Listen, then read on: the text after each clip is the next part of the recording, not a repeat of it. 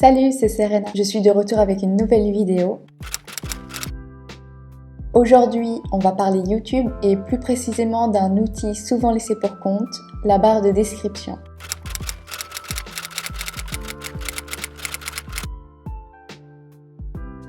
Généralement, dans l'euphorie de publier une nouvelle vidéo, les petits youtubeurs comme moi oublient ou ne prennent pas le temps de remplir leur barre de description. Et pourtant, c'est une grosse erreur car ça coûte beaucoup au référencement de YouTube. Parce qu'en fait, YouTube a un algorithme qui lit les mots-clés présents dans vos titres et dans vos descriptions. Donc si vous n'en mettez pas, c'est simple, vous ne serez pas référencé et vous n'apparaîtrez pas dans les suggestions ou dans le top des recherches. Donc avant de passer aux différentes astuces que je vais vous donner, je vais quand même vous montrer mes propres résultats pour vous montrer que cela fonctionne. Donc ici, je me suis mis en navigation privée pour ne pas fausser les résultats.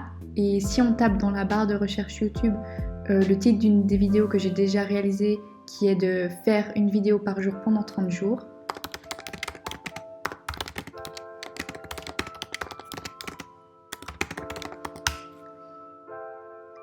on peut voir en fait que j'arrive 3e du classement alors que j'ai que 2 abonnés et 4 vues sur cette vidéo en comparaison avec d'autres youtubeurs qui ont plus de vues et plus d'abonnés. Ici, je vais vous montrer un exemple encore plus impressionnant en termes de référencement qui était une vidéo sur comment devenir une personne matinale.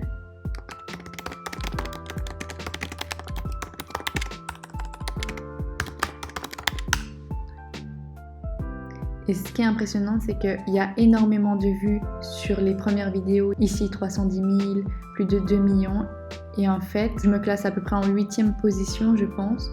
On voit que j'ai que 2 vues. Je suis entre des 46 000 vues et entre des 2 millions de vues. Il suffit juste en fait qu'une personne tape ces mots-clés sur la barre de recherche de YouTube et qu'il ait envie de cliquer sur ma vidéo pour la regarder. À présent, je vais vous montrer différentes astuces pour être un pro de la barre de description. Premièrement, utilisez la barre de description par défaut. Pour cela, rendez-vous dans votre Creator Studio, paramètres, puis paramètres de mise en ligne par défaut. Ce petit outil va vous sauver pas mal de temps parce que tout ce que vous mettrez dans les paramètres par défaut se retrouveront automatiquement dans votre description. C'est-à-dire qu'on retrouvera ce texte par défaut dans chaque nouvelle vidéo que vous allez publier. Donc plus besoin d'aller chercher le petit texte que vous avez écrit dans vos notes et que vous copiez-collez à chaque nouvelle vidéo. Dans cette barre de description par défaut, je vous conseille de mettre des choses que vous avez envie de retrouver à chaque fois, comme par exemple vos réseaux sociaux, un petit texte à propos pour apprendre à vous connaître ou encore des liens d'affiliation. Ma deuxième astuce, c'est soigner l'esthétique. Parce qu'en vrai, personne n'a envie de s'embêter à lire un gros pavé. Donc, ce que je vous conseille de faire, c'est que pour chaque type d'information différente, sautez des lignes et mettez des titres. Et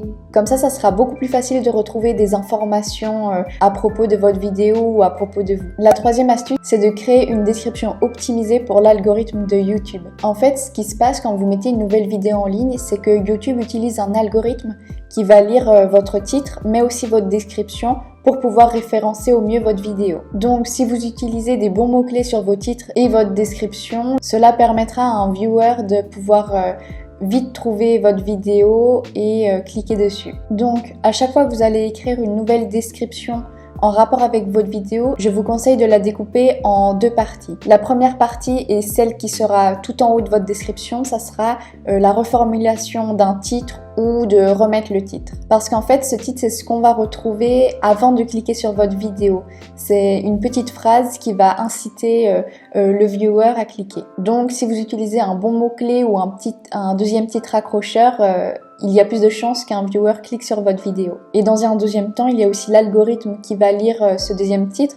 Donc si vous avez remis les mêmes mots-clés ou des mots-clés similaires, cela va vous permettre d'optimiser votre vidéo et d'être mieux référencé. À présent, le deuxième paragraphe, qui doit faire environ 200 mots, ce sera un paragraphe très très riche en mots-clés pour nourrir l'algorithme et être toujours mieux référencé. Si vous avez du mal à écrire ce paragraphe, imaginez que vous parlez à un enfant de 5 ans. Cela vous permettra de varier vos mots-clés et la personne qui lira votre description pourra comprendre très facilement de quoi il s'agit. Et si vous avez du mal à chercher vos mots-clés, pas de panique, je vais vous donner une nouvelle astuce qui est l'utilisation de TubeBuddy. En gros, TubeBuddy c'est quoi? C'est tout simplement une extension qui va venir directement se greffer à votre YouTube et qui propose tout un panel d'outils différents courant pour améliorer votre chaîne globalement. Pour le moment, j'utilise uniquement la version gratuite, mais elle me permet de trouver de bons mots-clés et je vais vous montrer comment l'utiliser tout de suite. Et rapidement comment faire une recherche de mots-clés sur TubeBuddy. Donc une fois l'extension installée, elle arrivera juste ici. Il suffit de cliquer sur Keyword Explorer, donc recherche de mots-clés. Et maintenant, vous pouvez chercher des mots-clés en rapport avec votre vidéo. Donc imaginons que vous êtes un YouTuber fitness et que vous avez fait une vidéo sur la musculation des jambes. On va taper le mot-clé musculation des jambes.